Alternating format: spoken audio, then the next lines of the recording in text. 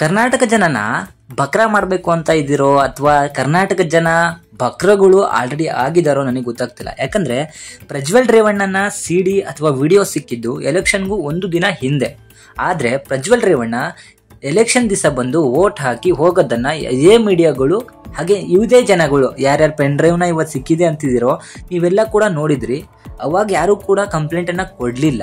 ಅದೇ ಪ್ರಜ್ವಲ್ ರೇವಣ್ಣ ದೇಶ ಬಿಟ್ಟು ಹೊರಗಡೆ ಹೋದಾಗ ನೀವು ಹೋಗಿ ಕಂಪ್ಲೇಂಟ್ ಅನ್ನ ಕೊಡ್ತೀರಾ, ಘನ ಸರ್ಕಾರ ಇದರ ಬಗ್ಗೆ ನಾವು SITಗೆ ವಹಿಸಿದ್ದೀವಿ, ಅದು ತನಿಖೆ ನಡೆಸತ್ತೆ, ಹಾಗೆ ಹೀಗೆ ಅಂತ ಹೇಳಿದ್ರು. ಸೊ ಮಹಿಳಾ ಆಯೋಗದ ಮೇಲೂ ನನಗೂ ಒಂದು ಸ್ವಲ್ಪ ಅಸಮಾಧಾನ ಇದೆ. ಯಾಕಂದ್ರೆ ಪೆನ್ ಡ್ರೈವ್ ಸಿಕ್ಕಿದ್ದು ಎಲೆಕ್ಷನ್ಗೂ ಒಂದು ದಿನ ಹಿಂದೆ, ಅಂದ್ರೆ 25ನೇ ತಾರೀಕು. 26ನೇ ತಾರೀಕು ಪ್ರಜ್ವಲ್ ರೇವಣ್ಣ ಎಲೆಕ್ಷನ್ ಅಲ್ಲಿ ವೋಟ್ ಹಾಕಿ ಹಲವಾರು ದೇವಾಲಯಗಳನ್ನ ಸುತ್ತಿ ಹೋಗೋವರೆಗೂ ಕೂಡ ಸುಮ್ಮನೆ ಇದ್ರಿ. ಆದ್ರೆ ಪ್ರಜ್ವಲ್ ರೇವಣ್ಣ ನಮ್ಮ ದೇಶವನ್ನ ಬಿಟ್ಟು ಜರ್ಮನಿಗೆ ಹೋಗಿದ್ದಾರೆ ಅಂತ ಇವಾಗ ಏನ್ ಹೇಳ್ತಿದ್ದಾರೆ, ಅವರು ಹೋದ ಮೇಲೆ ನೀವು ಕಂಪ್ಲೇಂಟ್ ಅನ್ನ ಕೊಟ್ರಿ. ಸೊ ಕಂಪ್ಲೇಂಟ್ ಅನ್ನ ತಗೊಂಡಂತಹ ಪೊಲೀಸರು ಅವರ ಮೇಲೆ A1 ಆಗಿ ರೇವಣ್ಣವನ್ನ ಹಾಕೊಂಡ್ರೆ, A2 ಆಗಿ ಪ್ರಜ್ವಲ್ ರೇವಣ್ಣ ಅವ್ರನ್ನ ಹಾಕೊಂಡ್ರು.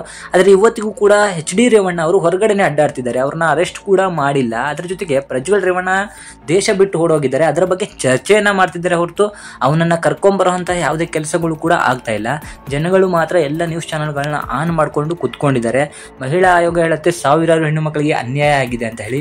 ಅನ್ಯಾಯ 25ನೇ ತಾರೀಕೆ ಆಗಿತ್ತು, ಆದ್ರೆ ನೀವು ಕಂಪ್ಲೇಂಟ್ ಕೊಟ್ಟಿದ್ದು 27ನೇ ತಾರೀಕು ಅನ್ಸುತ್ತೆ. ಆದ್ರೆ ಪ್ರಜ್ವಲ್ ರೇವಣ್ಣ 26ನೇ ತಾರೀಕು ನೈಟೇ ಎಸ್ಕೇಪ್ ಆಗ್ಬಿಟ್ಟಿದ್ದಾನೆ. ಆದ್ರೆ ಅದರ ಬಗ್ಗೆ ತನಿಖೆ ಮಾಡೋ ಬದಲು ಈಗ JDS ಅವ್ರು ಹೇಳ್ತಾರೆ ನಾನು ಪಕ್ಷದಿಂದ ಉಚ್ಚಾಟನೆ ಮಾಡಿದ್ದೀನಿ, ನೀನು ಉಚ್ಚಾಟನೆ ಏನಾದ್ರು ಮಾಡ್ಕೊ, ನಾವು ಹುಚ್ಚನಾದ್ರೂ ಮಾಡ್ಕೊ.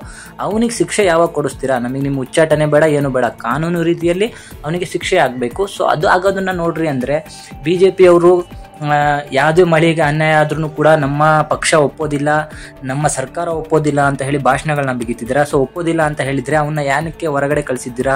ಅವ್ನು ಎಲ್ಲೋಗಿದ್ದಾನಂತ ಅಷ್ಟು ಸರ್ಚ್ ಮಾಡೋಕ್ಕಾಗಲ್ವಾ? ಅವನ ಹೊರಗಡೆ ಎಳ್ಕೊಂಡ್ಬಂದು ಜೈಲಿಗೆ ಕೂಡ ಹಾಕ್ಬೋದು. ಅದನ್ನ ಬಿಟ್ಟು ಕಾಂಗ್ರೆಸ್ ಸರ್ಕಾರ ಹೇಳ್ತಾ ಇದೆ ಎಳ್ಳು ಭಾಷಣಗಳನ್ನ ಬಿಡ್ತಾ ಇದ್ದೀರಾ.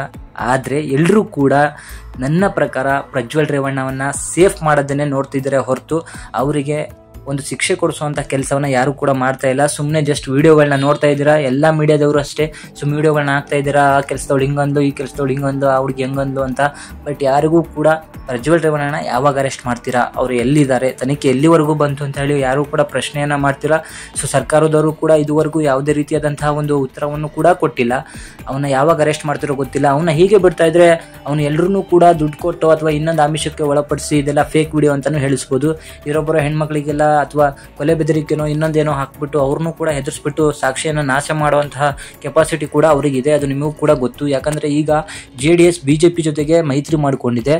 ಅವ್ರು ಏನ್ ಮಾಡೋಕ್ಕೂ ಹೇಸೋದಿಲ್ಲ. ಯಾಕಂದ್ರೆ JDS ಪಕ್ಷ ಜಸ್ಟ್ ಇವಾಗ ಉಚ್ಚಾಟನೆ ಮಾಡೋ ಬದಲು ಎಲೆಕ್ಷನ್ಗೆ ನಿಲ್ಲೋಕ್ಕಿಂತ ಮೊದಲು, ಟಿಕೆಟ್ ಕೊಡೋಕ್ಕಿಂತ ಮೊದಲು, ಅಂದ್ರೆ ವೋಟಿಂಗ್ ನಡೆಯೋಕ್ಕಿಂತ ಮೊದಲೇನೆ ಉಚ್ಚಾಟನೆ ಮಾಡಿದ್ರೆ ಇವತ್ತು ನಿಮ್ಮ ಒಂದು ಪಕ್ಷಕ್ಕೆ ಒಳ್ಳೆಯ ಮರ್ಯಾದೆ ಕೂಡ ಸಿಕ್ತಿತ್ತು. ಆದರೆ ಎಲೆಕ್ಷನ್ ನಡೆದು ಇವಾಗ ಪ್ರಜ್ವಲ್ ರೇವಣ್ಣ ಅವರು ಹಾಸನದಲ್ಲಿ ಎಲೆಕ್ಷನ್ ಎಲ್ಲ ಮುಗ್ದಿದೆ. ಸೊ ರಿಸಲ್ಟ್ ಒಂದು ಬರಬೇಕಾಗಿದೆ. ಅದರ ಆಚೆಗೆ ನೀವು ಇವಾಗ ಅವನ್ನ ಉಚ್ಚಾಟನೆ ಮಾಡ್ತೀವಿ, ಅದು ಇದು ಮಾಡ್ತೀವಿ ಅನ್ನೋದು ನನ್ನ ಪ್ರಕಾರ ನ್ಯಾಯಸಮ್ಮತವಲ್ಲ. ಆದಷ್ಟು ಬೇಗ ಅವನನ್ನು ಅರೆಸ್ಟ್ ಮಾಡಿ ತನಿಖೆಯನ್ನ ಮಾಡಿ, ತಪ್ಪಿದ್ರೆ ಅವನಿಗೆ ಶಿಕ್ಷೆಯನ್ನ ಕೊಡಬೇಕು. ಇದಷ್ಟೇ ಜನಗಳು ಕೇಳ್ತಿರೋದು. ನೀವು ಉಚ್ಚಾಟನೆ ಮಾಡ್ತೀವಿ, ಸರ್ಕಾರ ಅದ್ ಮಾಡ್ತೀವಿ, ಇದ್ ಮಾಡ್ತೀವಿ ಅನ್ನೋದನ್ನ ಒಳ್ಳು ಭಾಷಣಗಳನ್ನ ಬಿಡಿ. ಫಸ್ಟು ಅವನ್ನ ಅರೆಸ್ಟ್ ಮಾಡಿ ಹೆಣ್ಣು ಮಕ್ಕಳಿಗೆ ಸುರಕ್ಷತೆಯನ್ನು ಒದಗಿಸಿ. ಕರ್ನಾಟಕದ ಅಷ್ಟೇ ಅಲ್ಲ, ಭಾರತದಲ್ಲಿ ಯಾರೂ ಕೂಡ ಇಂತಹ ದೊಡ್ಡ ಘಟನೆಯನ್ನ ನೋಡಿರಲಿಲ್ಲ. ಆದ್ರೆ ಇದನ್ನ ಮುಚ್ಚಾಕಿದ್ರೆ ಇಂತಹ ದೊಡ್ಡ ಭ್ರಷ್ಟ ಸರ್ಕಾರ ಇನ್ನೊಂದಿರೋದಿಲ್ಲ ಅಂತ ಹೇಳಿ ನಮ್ಮ ಅನಿಸಿಕೆ. Thank you.